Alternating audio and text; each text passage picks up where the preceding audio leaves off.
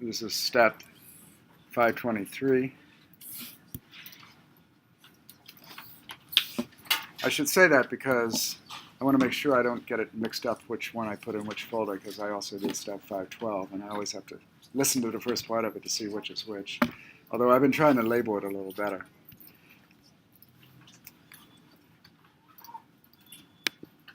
I want you to note, first of all, if you go to the syllabus,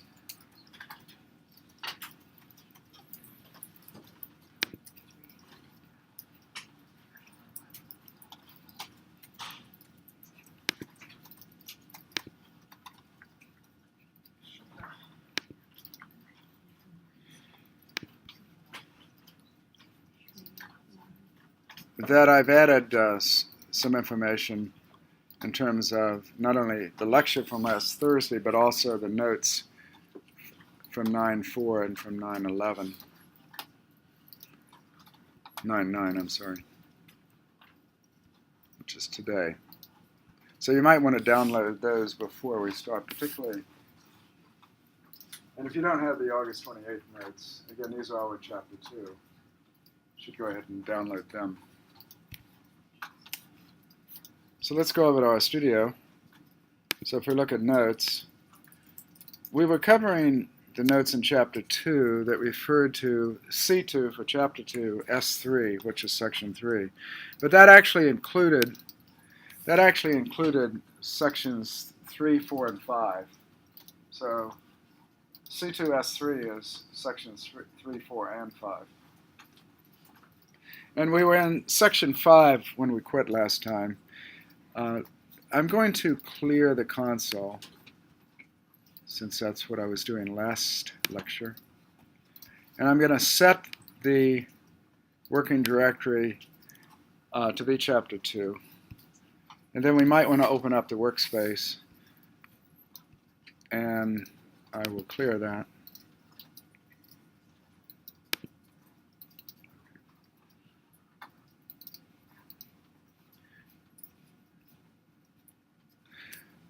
I sent you what the homework problems will be. I haven't put them in an R Markdown format yet, and I since discovered that he was nice enough to work some of these problems for you in the notes that I'm handing out. So I may keep the same problems, but what I may have you do is, rather than, in some examples at least, where he gives the code on these files that I download, and you can download too, I may have you do it, but then I want you to explain what you did so that you understand the code. Because there's one thing to say, oh, here's a function. And then it's quite another to say, well, what does that function do? And why does it do it? So for the ones that I'll probably expand on what I want you to say. Now, my intent, I wanted you to be able to get started, but what I'm going to do is give you an R Markdown file, and you basically fill in. You fill in for where the R code should go. And then basically you're going to send me an R Markdown file, and if you did your homework correctly, it should run. I should be able to run it. That's sort of the idea. So we were in section 2.5, which I'm not sure, but okay. That was on vector and matrix subsetting, and we had looked at a number of things. This is quite important to know how to do this. And I think we stopped right about here, where we were looking at x, which had been defined, and we were subsetting A, and then we subset where we had A twice, but remember to only return the first time. So if you repeat a name and try to extract it, it only returns the first occurrence. Not quite sure why they have that as a rule, but they do. So it's something to realize that it's probably not a good idea to use the same names for different if you have a vector, for example, to use the same name for different elements of that vector. It's just bad practice. And if you do it in R, it only returns the first one. So that's what we were talking about. Now I'd like to continue on. You can also subset. So we were subsetting. You can subset using different operators. We were mainly looking at the square bracket, the single square bracket operator. But previously we had looked at the double square bracket, which always returns a value. And so, again, you need to go back, if you haven't, go back and look at section 2.4, I believe, where we looked at the double square brackets back in here. So you should go back and look at the double square brackets as well as the single, which we're doing here. A lot of times when we have matrices or even vectors, we're using the single square bracket.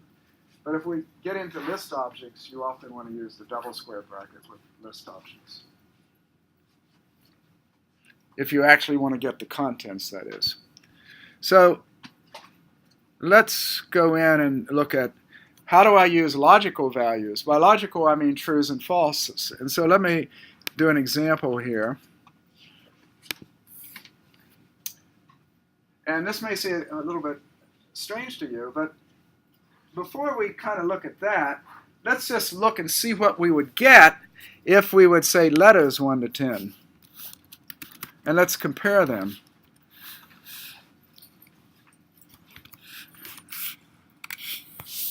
Now, if we compare them, they're quite a bit different.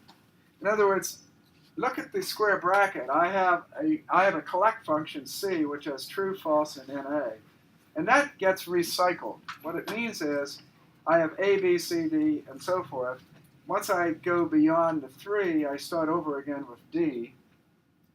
And so what happens? A true returns a value, a false does not.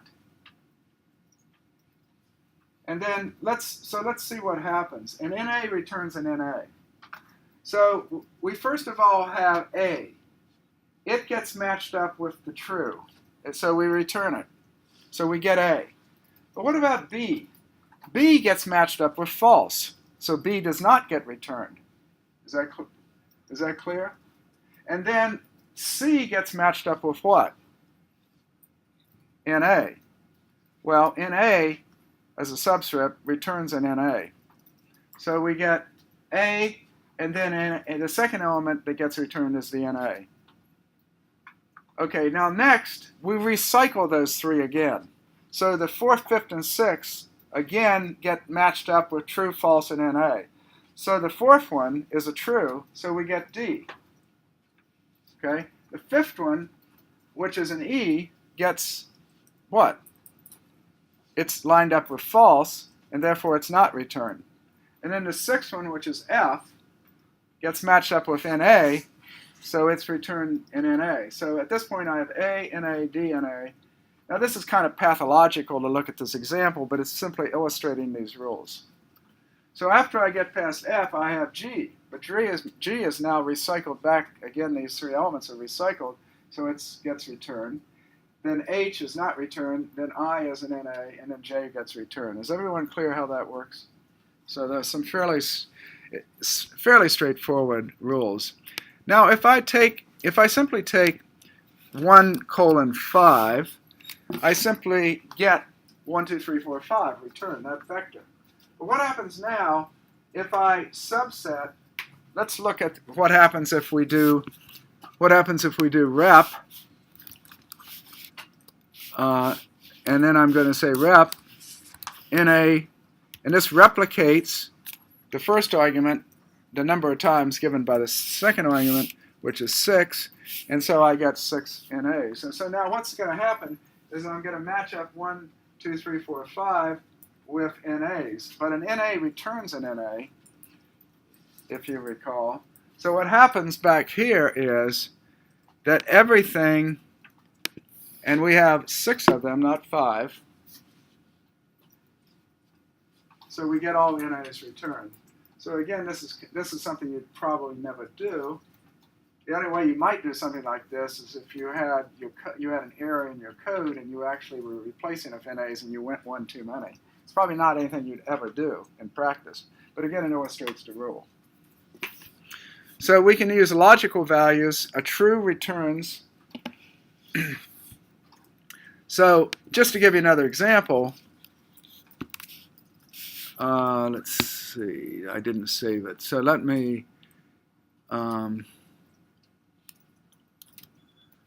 just create something. So here's X, and then if I say x, and then if I say x greater than 2, let's say greater than 3, what do you think?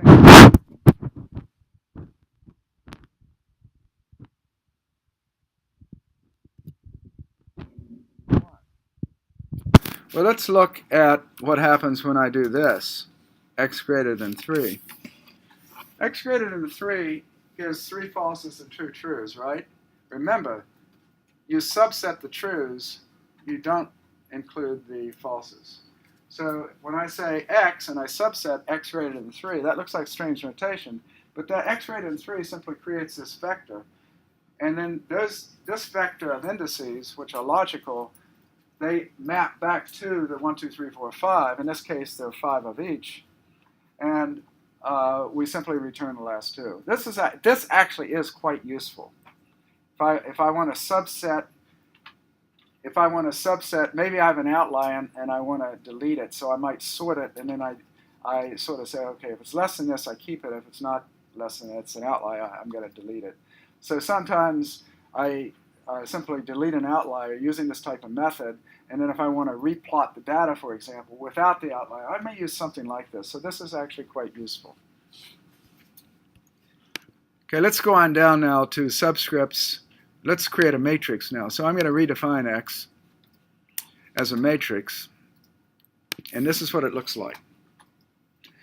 I had an argument that I said in C, the number of columns equals 3, so I get a 3 by 3 matrix. So I do 1 to 9, and by default, it goes by column. So it's 1, 2, 3, first column, 4, 5, 6, 7, 8, 9. The reason that we have 3 columns is because I said NC equals 3.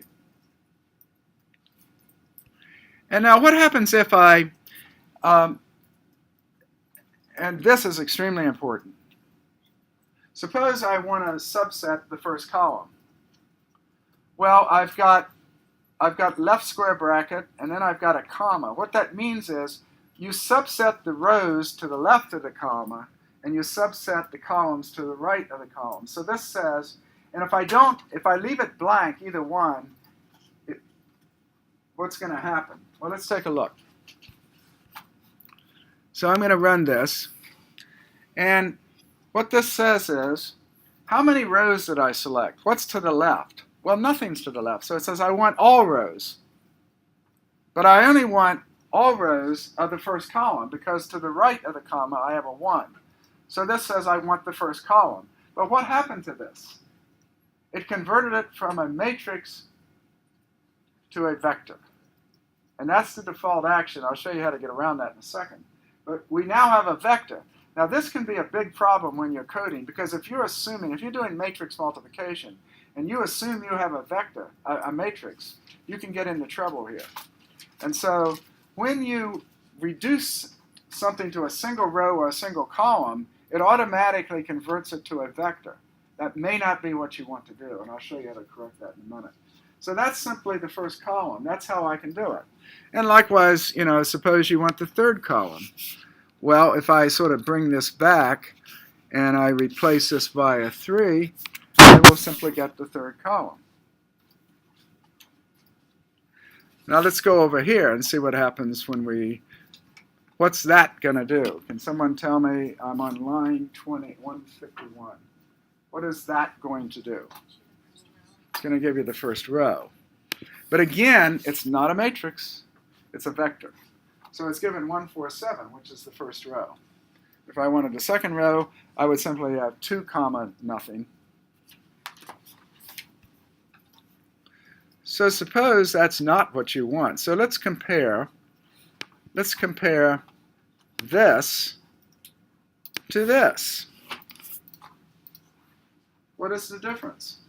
So in both cases, I'm selecting all rows in the first column. But in the second case, I say drop equals false. By default, drop equals true. Drop equals false means that I don't reduce it from a matrix to a vector. It stays a matrix. In this case, if you look at the second one, it's a 3 by 1 matrix. Whereas the first way I do it there is a vector of length 3. There's a very big difference from R's point of view of a vector of length 3 from a matrix that has 1 column. even though the elements are the same. So this can affect how I operate on things, for example, during matrix multiplication. And likewise, if I do this, I get the first row, but if I do this, now that becomes the second way I did it, where I say drop equals false, actually gives me a matrix which was 1 by 3. So if you really want to keep the matrix property, you have to say drop equals false as an argument. Are there any questions on that?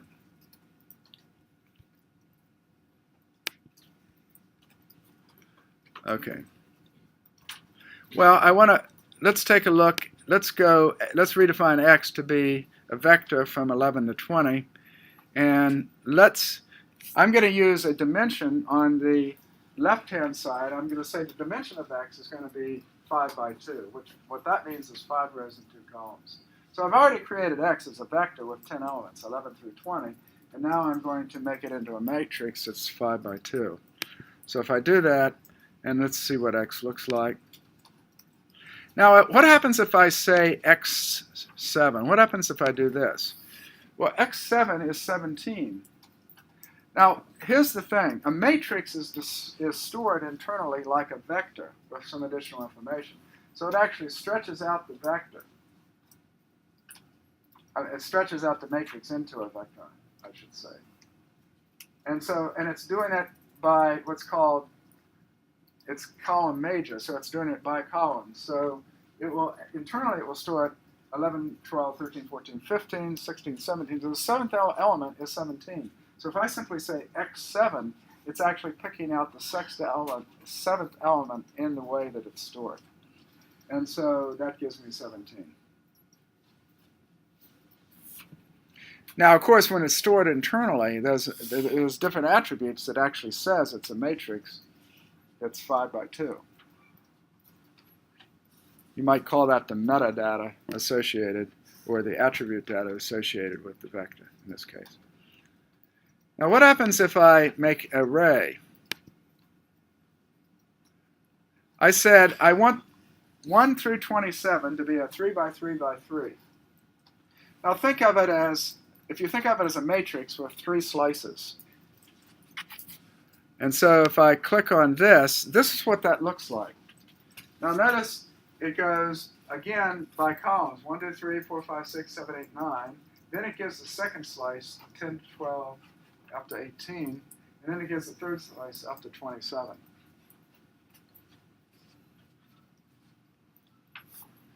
Now, suppose I've shown you how you can subset using a vector, but how do you subset a 3-dimensional array using a matrix? You can. It's a little tricky, but you can.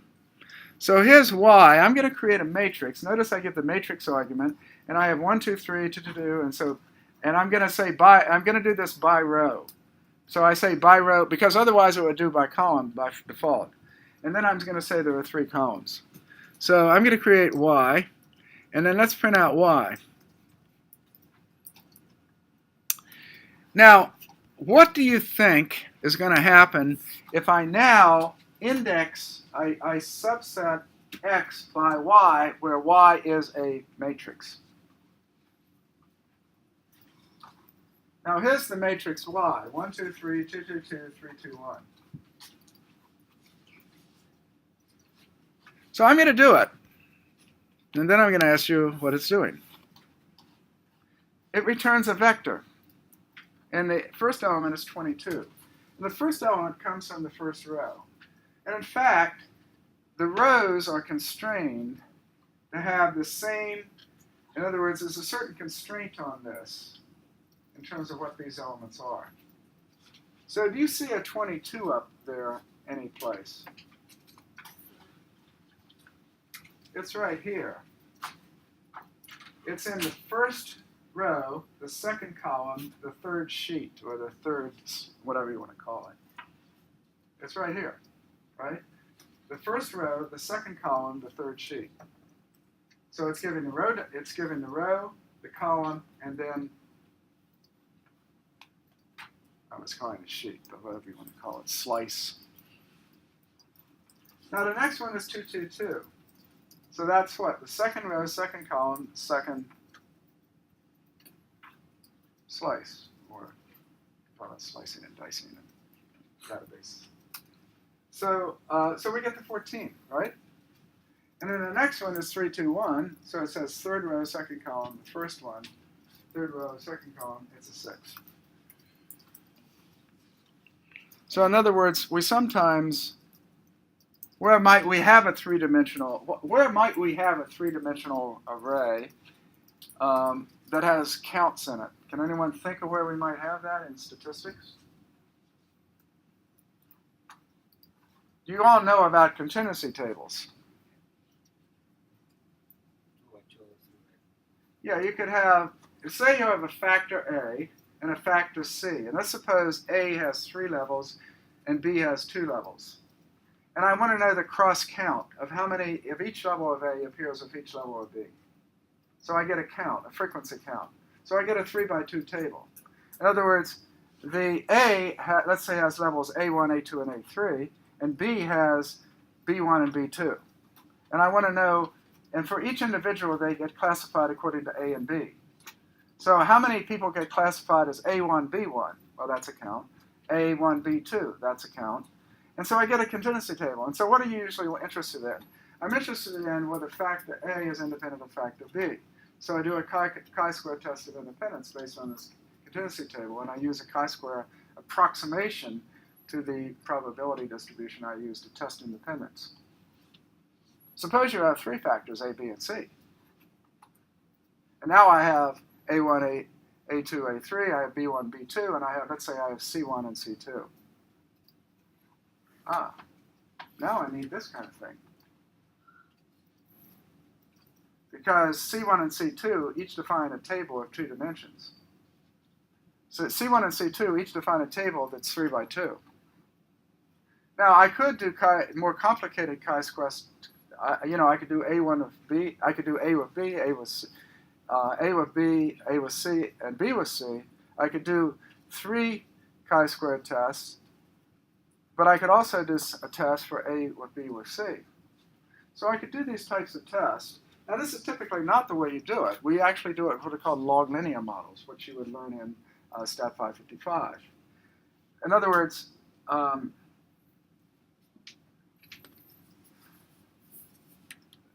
this is no joke. Suppose you have a questionnaire that has 20 questions.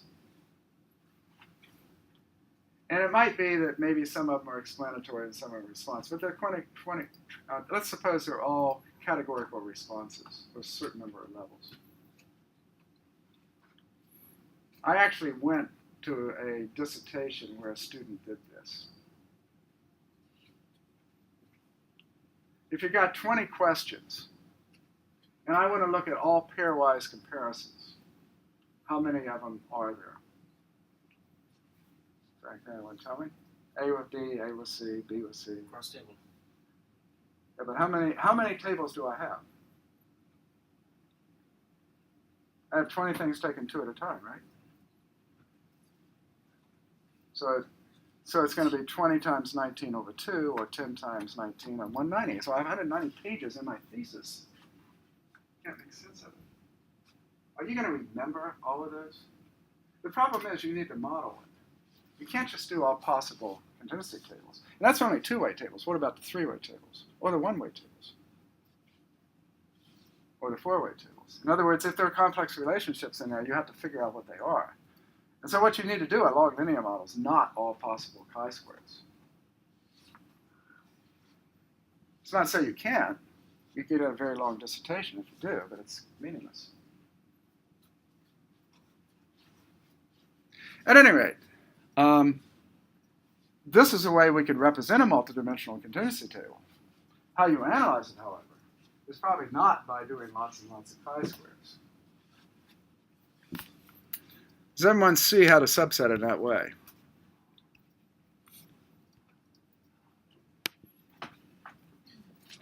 So here we're going to do a subset assignment. So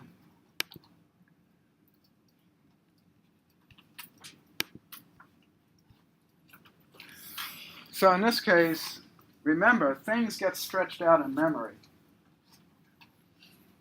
Even a three-dimensional array gets stretched out as a long vector.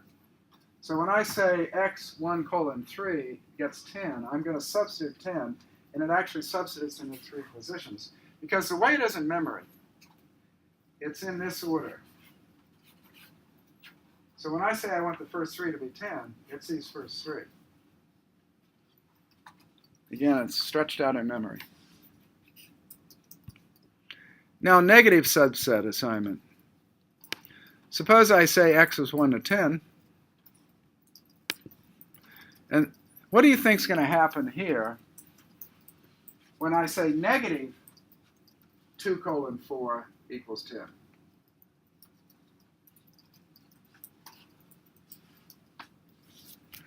Well, nothing is going to happen. Well, something happens, but it won't print it out. Let's take a look and see what happens. When I put a negative subscript, it excludes that from the operation. So 2, 3, and 4 stay the same, but everything else gets substituted 10. Sometimes it's convenient to not do something on a few. And so we may want to use negative subscripts.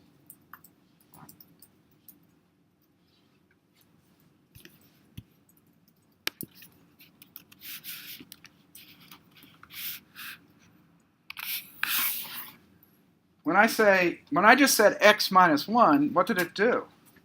It deleted the first.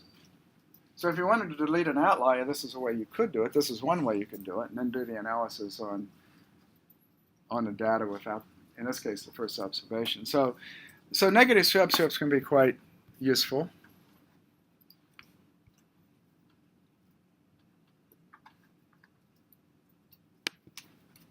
I think this may be one of the assigned problems.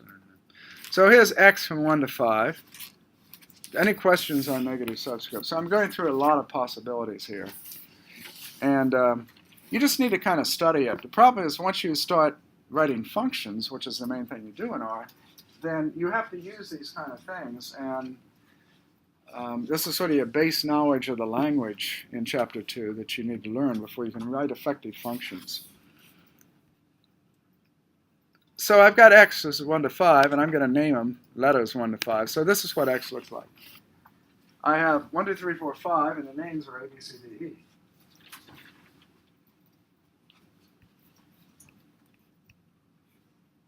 So what happens if what I'm going to redo is rename 1 with NA. So I'm going to rename 1 with NA, and now let's look at.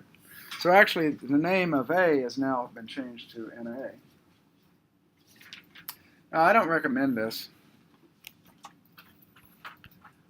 because if I try to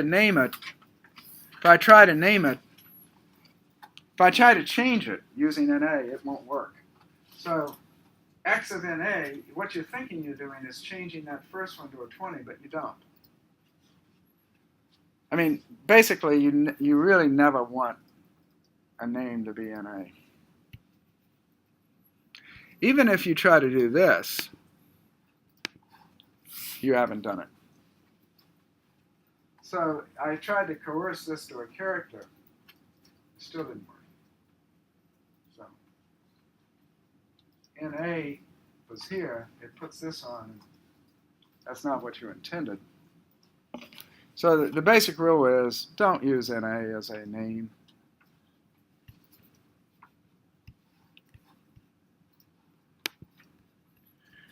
Now let's create a matrix again.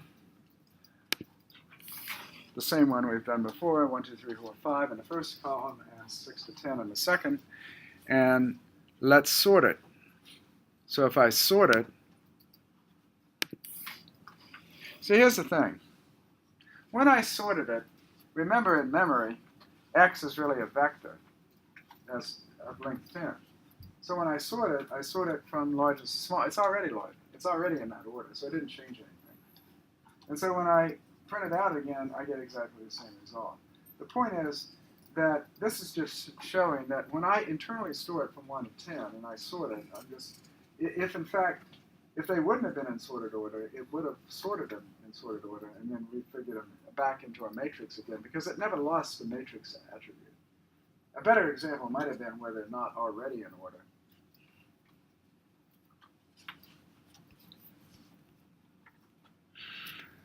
Okay, I think that ends this section.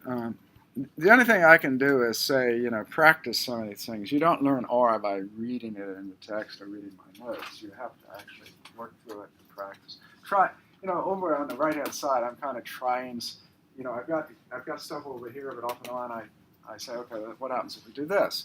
And that's what you should do, is try some experiments to see what happens. Well, what if I try this? Are there any questions? Okay, now I'm going to move to the next,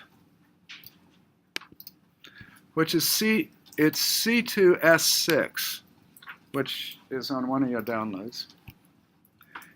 And I'm going to talk about vectorized computations in this section. R has what's called vectorized arithmetic. It's one of its most powerful features. And so we're going to go through a few of the basic rules of that in sections in 2.6. So I'm going to now redefine x as 11 to 15, and I'm going to add 3. Now what happens is that when I say x plus 3, it adds 3 to every element of x. So I get 14, 15 up through 18. In essence, the 3 got recycled. Okay, I add 3 to the first one. What do I add to the second one? It recycles the 3.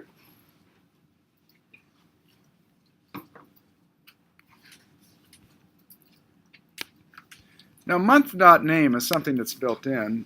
It's just names of a month. And nicely, it's not alphabetical. It's actually the order of the months. And then if I asked, there's a nice little function which in-char, which actually it asks the number of characters within each of, this is a character vector, and each element of that vector, is a character string, and it tells you how many characters are in each of those. So there are 7 in January and so forth. So if you wanted to know what is the average number of letters,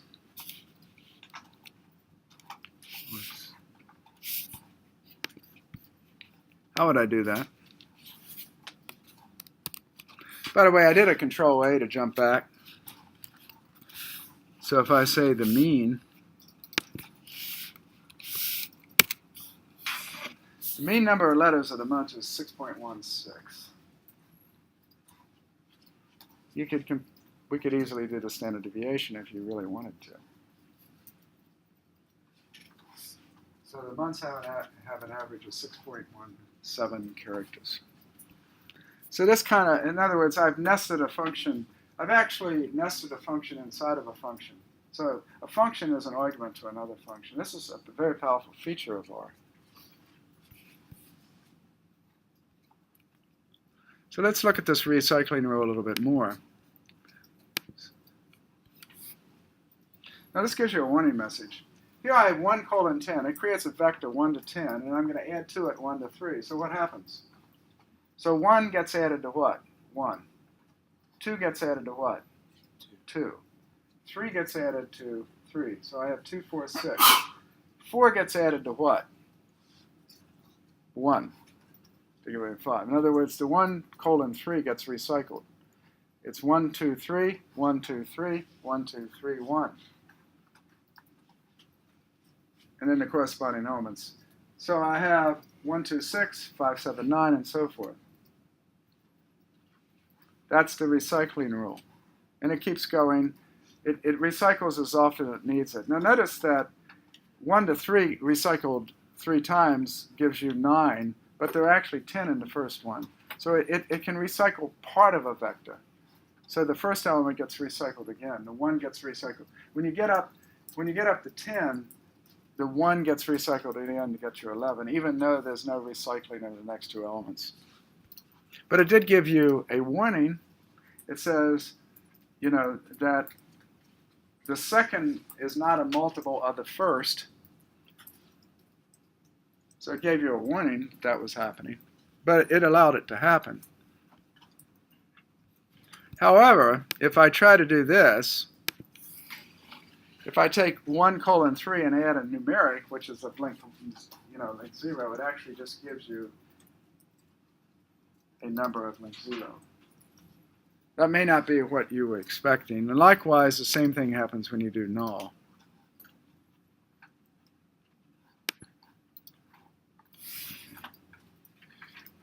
Now, if X is now a matrix, and we print out X, and then I say X, suppose I'm going to add 2X.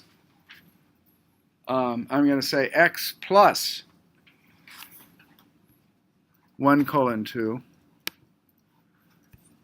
Now, this may not be what you would expect.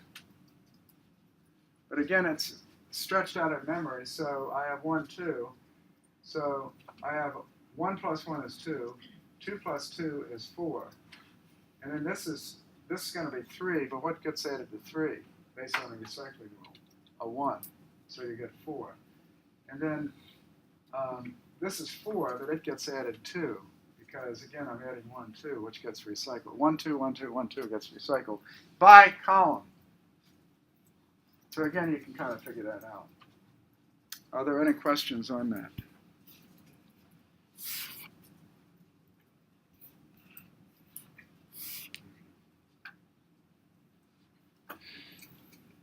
So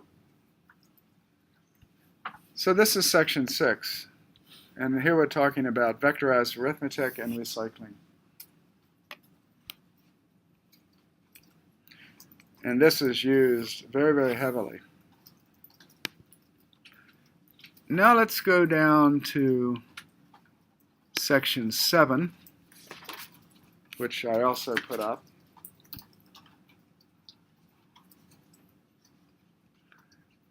And I'm going to look at replacement functions.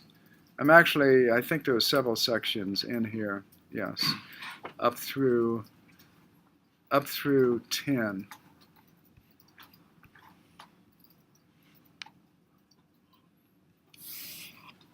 Now this starts to get into programming constructs that we're going to, again, need quite commonly when we do functions. It's going to get into conditionals and so forth.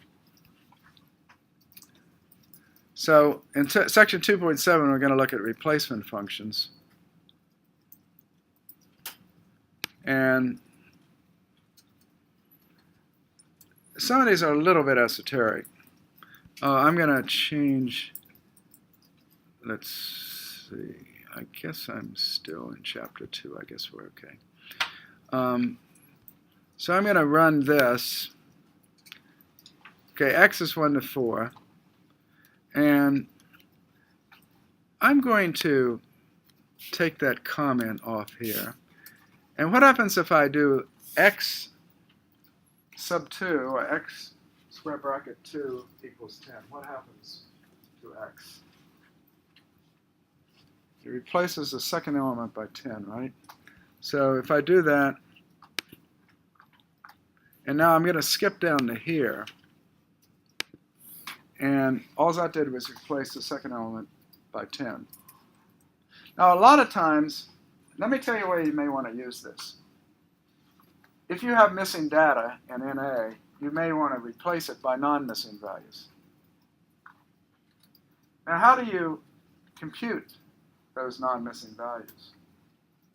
So if you had a column of data, a single variable, you might replace the missing values by the average of the non-missing values. That's called imputation, and that is a very simple form of imputation.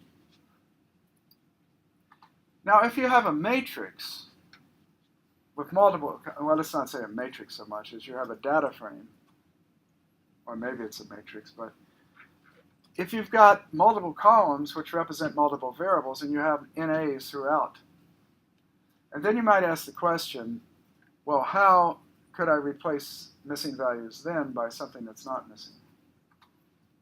And that's called multiple imputation because I'm using imputation, but I do it in multiple variables simultaneously. And a lot of times, for example, in data mining, there are a lot of missing values. And so it turns out that imputation can lead to much greater efficiency. But you can't really just pretend like you actually measured the data because you actually computed the data from some model. And the models can get quite sophisticated. And R has a number of imputation packages that allow you to do this. But you can greatly, what happens in SAS and JUMP, for example, and typically happens in R by default, is any column that's used, if there's any missing value, it's deleted. So if you've got a lot of missing values, you delete a lot of rows.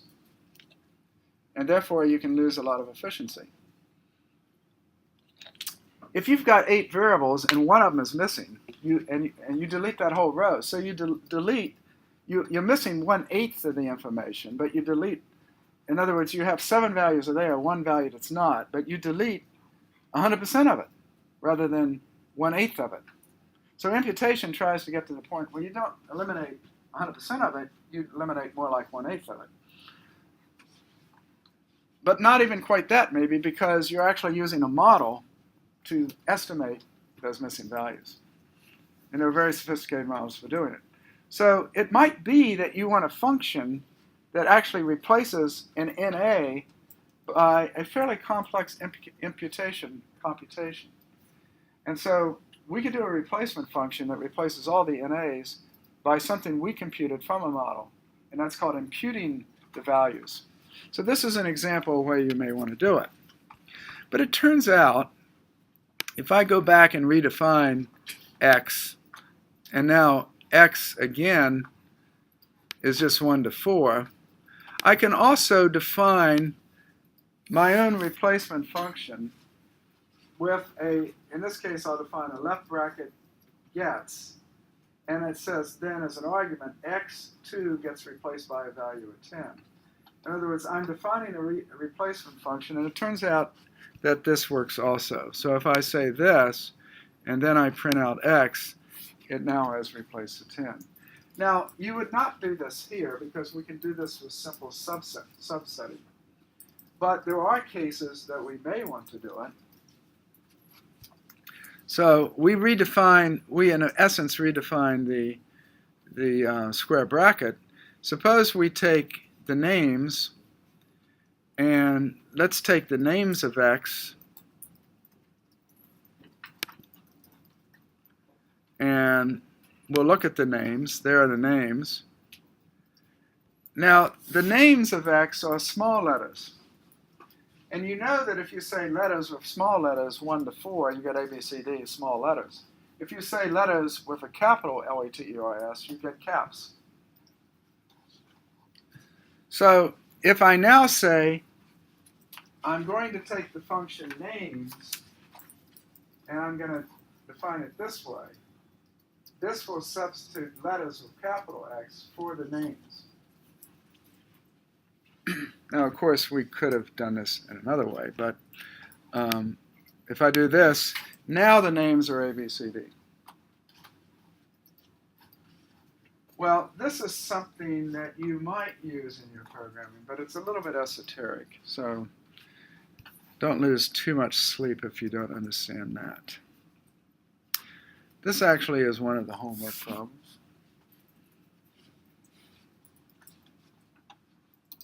So this is, I'll leave this for you to think about. I don't know if that's the whole, I have to look at it and see if that's the whole, that's a row replacement.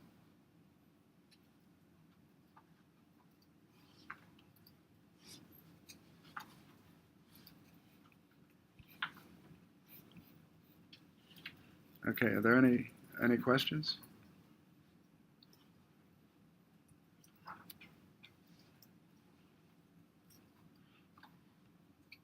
Okay. So we're going to get into, there are if statements in R, and we're going to use one of them here, and later on we'll be exposed to other if statements. But basically, if statements say, if, and we test a condition, and it's either true or false, and there's a true action and there's a false action. If else combines it into one statement. And so, suppose I generate 1,000 numbers.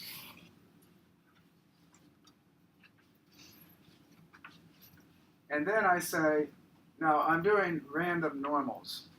So do you expect very many of them to be greater than 2.2 or less than a minus 2.2? Not too many. There's about 5% that's either greater than a 1.96 or less than a minus 1.96. So it's going to be less than 5%. So I say if else, if I take the absolute value of x, now x is a vector of length 1,000. If I say if else absolute value of x is greater than 2, then if it's big, it's going to be replaced by missing, that is NA. And otherwise, it gets replaced by x. So what is x going to look like after I do that? Well, you might ask, what does x look like before I do that? So it's a long vector. So I don't want to say, I don't want the, let's suppose we do the first 100. So there's the first 100. These are standard normal deviates that I randomly generated from a normal distribution of a mean of 0 and a standard deviation of 1. Now let's redefine x.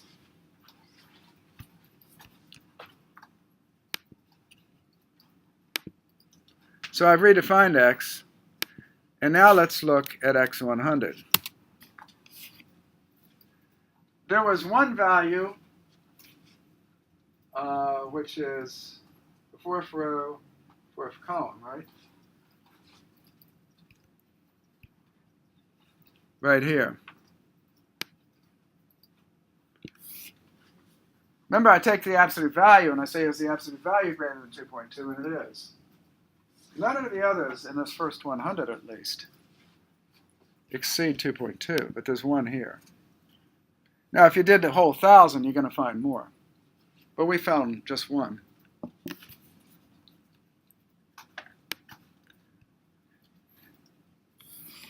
So if I say is dot NA of x, I'm saying is it an NA of x? And just so I don't get too much stuff here,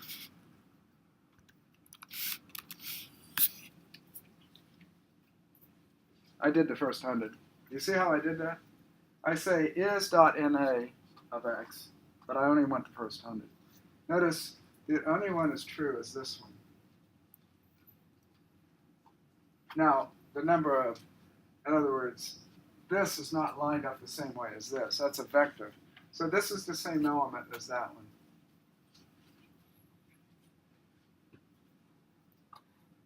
It's the 19th one. So if you count over here, that's the 19th one.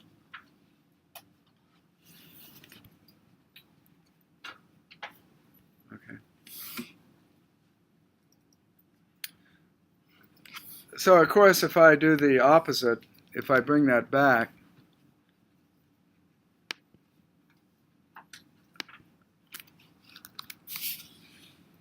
that reverses it. And what happens now?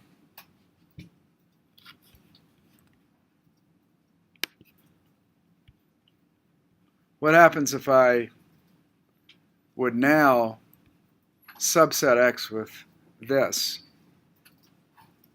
But in this case, I'm not limited to 100. What would happen now if I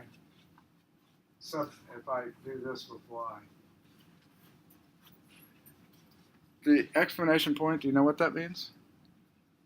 It means not. So you're saying not is NA. So it changes the trues to false and false to trues. So what's going to happen with this? It actually deletes it. So what you did is deleted the NAs from your data. You follow me? So if I compute this, now I don't necessarily want to print out the whole thing. Okay, I don't necessarily want to, I mean, I could.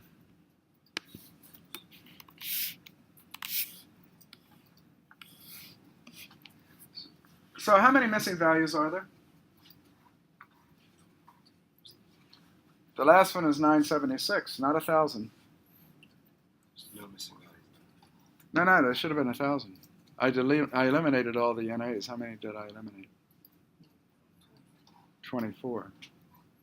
See, I had in the whole data set I had 24. So all of those got deleted. So this allowed me to delete my missing values. So if I were doing an analysis, this is one way I could delete the missing values. But there's also a function called filter with negate.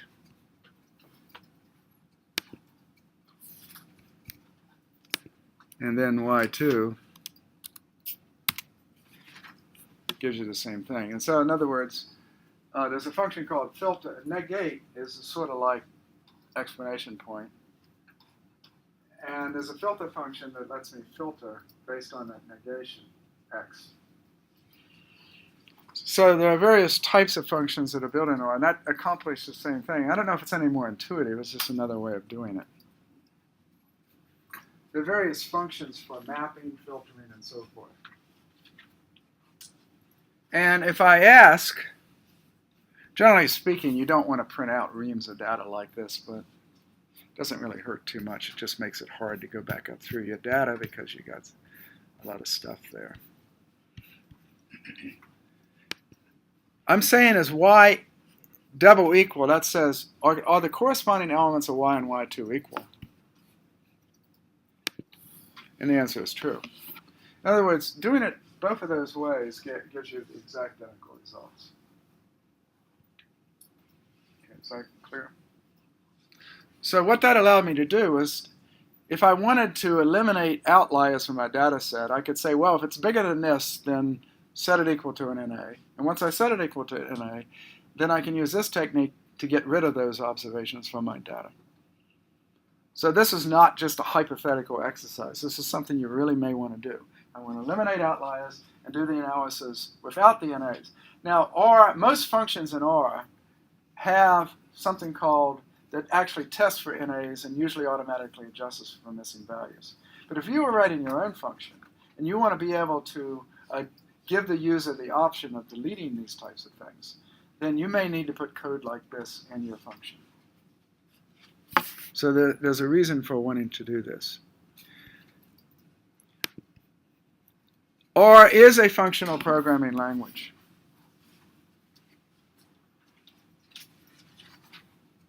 And this is about the simplest function you could possibly write. Here's x, return the square of x.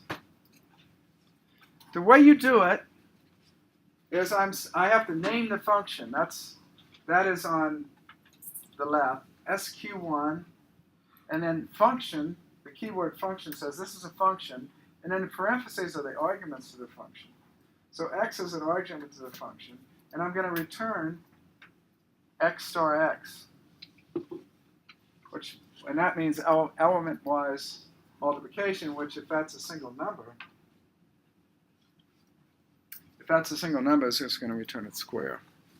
So if I define the function, and I could also say, I said that's what I want to return, but by default it returns the last statement. Well, the last statement is the only statement, so I don't really need that return. Return says what does the function return, but by default it returns the last statement in it, which in this case is the same thing, x squared. So those two functions are equivalent, but sometimes you want to use the return.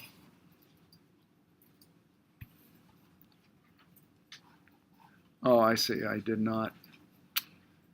Oh, it's not going to like this.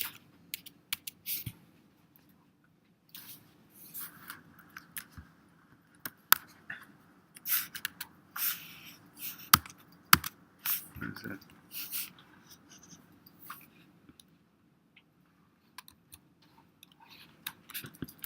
Trying to escape from this. Let's see what happens if I do this. It's not executing.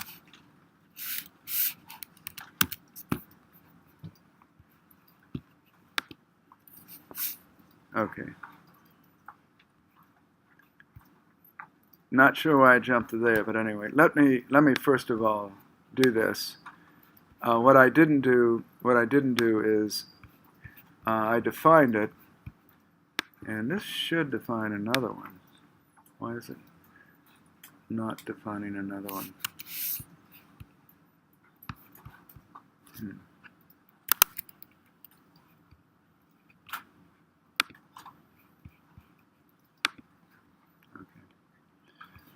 Okay, what I'm going to do here, I define the function.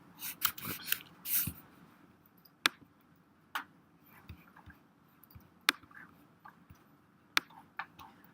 Oh, are you having that problem? Oh, this is the problem.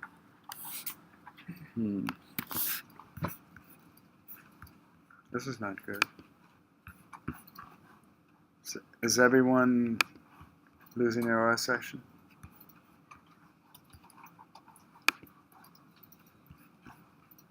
So it should be giving me a prompt. Okay, that was the real problem.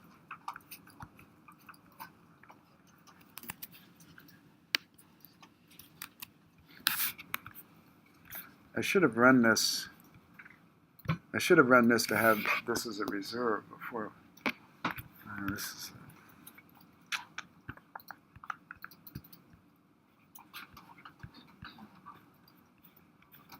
So everyone's still down?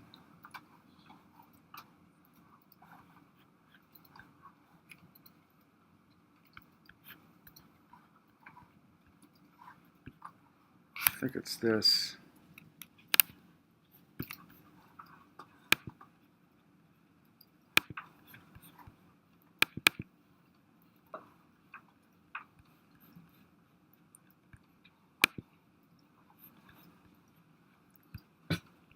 I'm now running this locally. Okay. The backup plan.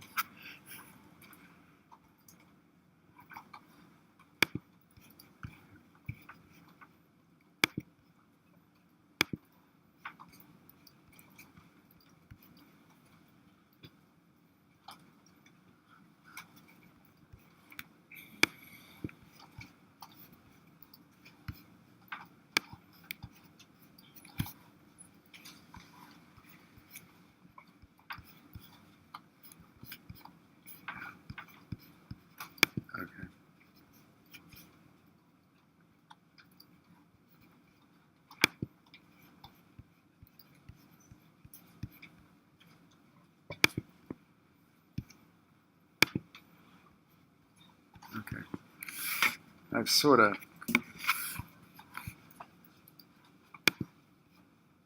Okay, let me go back to where we were. So writing functions. That's what should have happened, but it wouldn't return the prompt because the server was not working.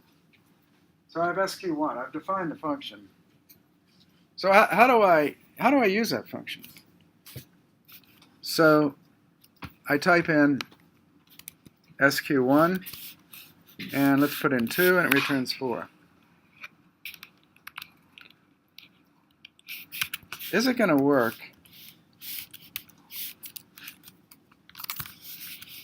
Is this going to work? It did. It's automatically vectorized.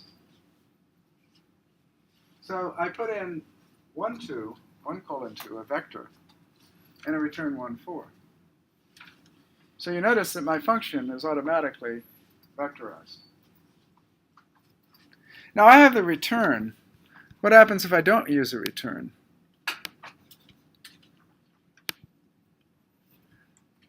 So now I have SQ2, and I can put 2 in, same result. And again, I could put 1:2, but let's be more adventuresome, put 1:4. And you can see that it's vectorized and returning all of the squares. So we read, maybe that's your first R function. Or when you go home and practice it, it will be your first R function. It's very simple. I'm going to be showing you more complex OR functions. But let's do another simple one. So I'm going to create a, what I'm going to do, and I think this is actually homework too, I'm going to paste a caret in front of x, whatever x is. So I have PPC, and it basically takes the paste function, and the paste function has an argument. I'm going to paste the first and second arguments together. So I'm going to paste the caret to whatever x is, and the separator is going to be nothing. And so what happens if I say PPC of 2? What will happen? I will get caret 2.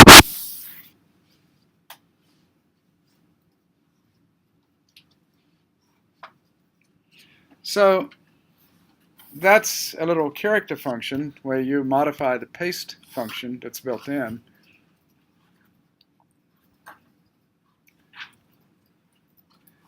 And now let's look at for loops.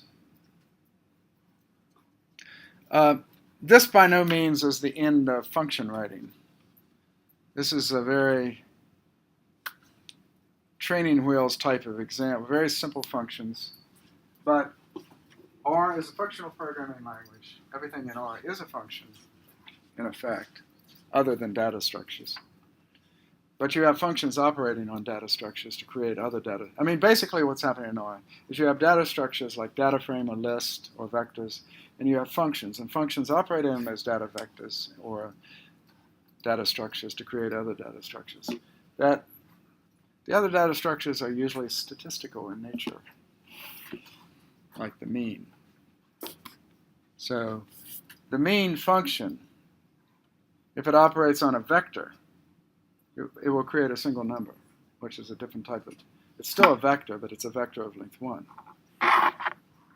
But suppose I do a mean of a data frame. So it will take column means of everything that's numeric. So we can think of R as being a functional programming language, but it has these different constructs. And so here's another construct. We had the if. We did the if else. There's also an if by itself.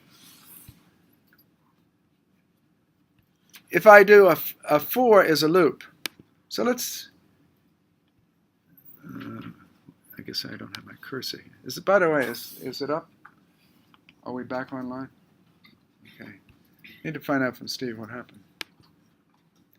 So I say for I in 1 colon 3. So it says for I equal to 1, I equals 2, I equals 3.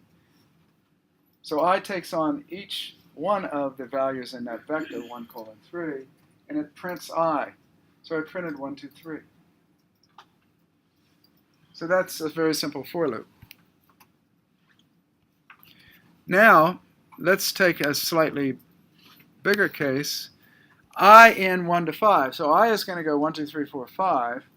But it says if I is greater than 3, then break. So the first time through, so what's I going to be? If you ran this code, what's I going to be?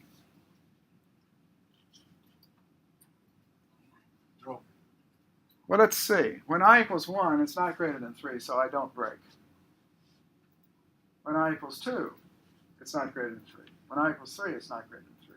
But as soon as I get to I equal 4, it is greater than 3, I break. That means I break out of the loop. And so what's the value of I? 4. So when I run this now, I is 4. I broke out after the third time through, during the fourth. Because during the fourth, it tested positive, so I broke. So that's one way you can, if you're in this loop. And one of the things you may do, if you're not, when beginners often do this, they get in an infinite loop. They never get out. And pretty soon, at some point, you create a problem. Because you're running, you never stop, but at some point you will be stopped. There are various ways you will get stopped. If you're saving stuff, if you do it, you'll run out of memory. Or we may kill you as a system call. We see that you've been running something for a week, And we know you're probably not running it for a week. And so we may break in and kill it. That's one of the reasons that one of the things I've often thought about is that Amazon has something called Amazon Web Services, and they have something called EC2, which is it's Elastic Cloud Compute, I believe, EC squared. And basically, you can set up a virtual machine on their servers. And you can do all sorts of stuff really cheaply, as long as your virtual machine isn't real big. And in particular, this is one way you can run Aura, and so you can run Aura on sort of a machine of any size you want. So if you want to run Aura on a very large machine, you can do it through Amazon's virtualization. And Amazon is quite flexible in how it lets you do this. The only problem is your charge. Even though it's cheap, if you actually left something on that went on indefinitely, you could get a fairly large bill. And so, if I ever designed a course that uses Amazon Web Services, I would probably want to put a cap on it. So you've got $10 to spend, and after you spend it, it cuts down all your work. But on our machines, if we happen to notice you've been running for weeks, we will probably kill it. We may email you first and say, do you know that you've been running this? And you may be in an infinite loop. You have to have a way to check to make sure you end the loop. And for statement, there's a while statement, and a while statement says, well, this is true. Well, maybe it's always true. Okay. So here's x. Oh, am I not in the right place? No. X, run. So here's x, and let's see if x. Okay. Now, this is a little tricky. It says if x is less than 2, what does this say? If x is less than 2, it's x. Otherwise, it's c, this vector of 10, 11, 12, which gets recycled. So if it's less than 2, meaning it's a 1, it is a 1. So I get a 1. But as soon as I get to 2, is 2 less than 2? No. It's equal to 2. It's not less than 2. So at that point, at that point, you're in the second time through. And let's see, why is this giving you 11 as opposed to 10?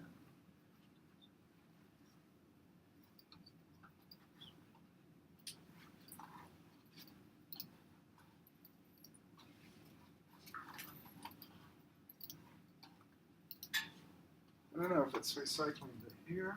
It appears to be. It wasn't what I was expecting. Then to here.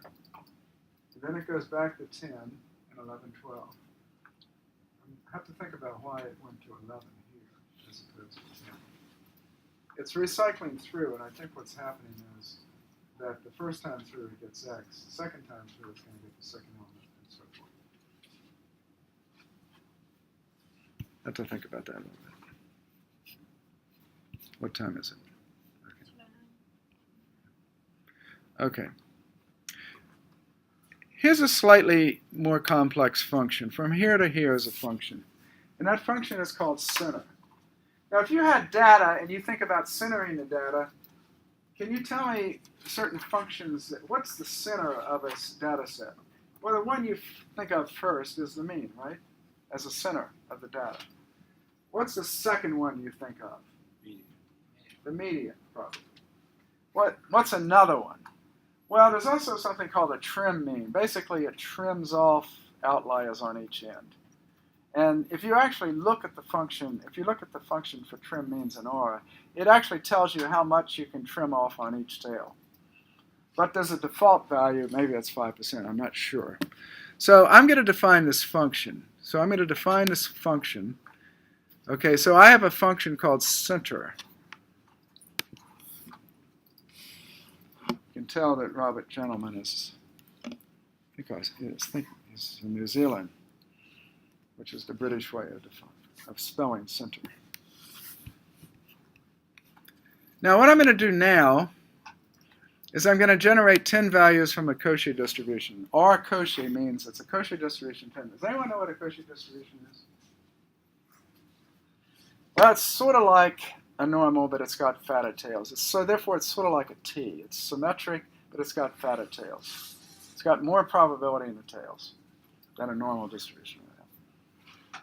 Okay. Now, theoretically, there are certain moments of the Cauchy that don't exist. If I theoretically can try to compute certain moments by doing exploitation and variances, I get infinite, because there's too much probability in the tail. But that doesn't mean you can't compute the mean and so forth from real data that's from a Cauchy. And so what I'm going to do is, first of all, I'm going to say I have two arguments here, x and type. So what does this function do? X is a vector of data that I've generated in this case. The type, I'm going to pass a type. It's either going to be, it's either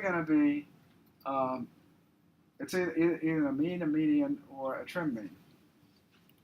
Okay, so it's going to be one of those three. So I have center of x, and then that second argument is mean. The next time I do it, the second argument is median, and the third time is trimmed. The switch says check to see which type it is. And if it's mean, you execute this first one. If it's median, the second, and otherwise the third. So when the first time I do it, so the first time I do this, I think this, it will compute, that's the mean, there's the median. You notice the median is quite different. And then there is the trim mean, which is somewhere in between. So you might guess from a Cauchy distribution that things are quite a bit different than what you might expect from a standard normal distribution. Because the mean, the median, and the trim mean are all quite different. And you wouldn't expect that to be true from a standard normal, or a normal. You wouldn't expect it. You wouldn't even really expect that from a t distribution. Okay.